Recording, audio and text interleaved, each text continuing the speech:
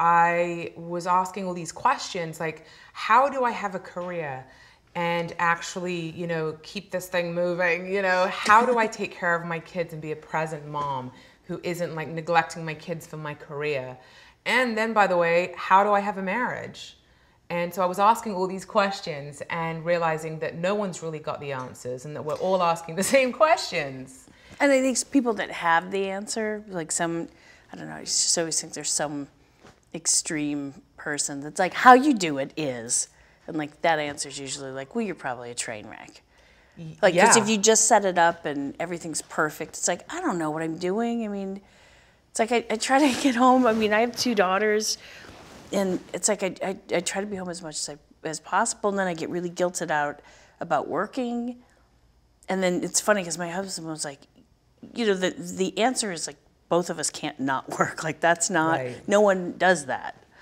And he's like, so you can't be guilty about, you know, going to work. But I always wrestle with like not trying to feel bad for doing, you know, what I have to do. It's like, well, come on, everybody has to work. Right, and I think, you know... But it's I don't know, it's that constant thing where it's...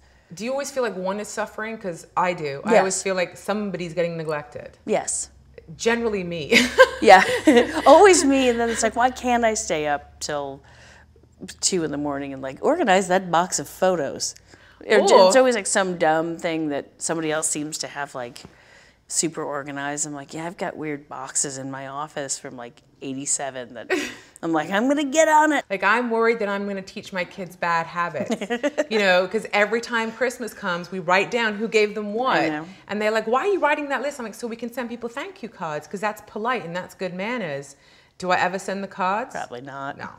I do occasionally, and then I'm literally like, somebody's on it. Somebody's on it. Like I had Viv draw a picture and write out thank you, and I copied those.